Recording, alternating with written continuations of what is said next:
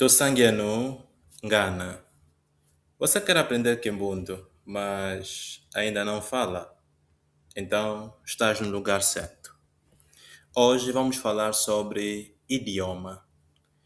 Bom, para kuzuela idioma modimi de Kimbundu, nós falamos dizui ou dimi. Significa idioma ou língua. Que bem que tuzuela você fala? Tuzuela eye uzuela, um puto você fala. Agora, como é que eu digo não falo? Ngizuela, kingizuela, quilombolola, não falo.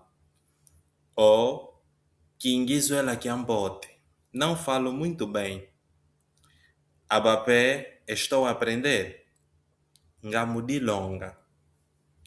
Kumbando yakamukwa para pedir ajuda em Kimbundu. Kingatendela.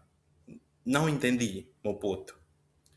O tena kutona dingi pode repetir ou poderia repetir. Ya izuelo yaki kwatekesu. Essas são palavras de ajuda. Agora, pé, que biquituzo ela fale mais devagar, por favor. Eye, hoje tena kuzuela bofele, bofele, ou ainda eye utena kuzuela bofele, bofele. Ihi ilombolola, em português, o que significa? Kibazelo, Mbappé, correção. Sengizuela que aiba, eye ungi bazela. Se eu falar mal, você me corrige.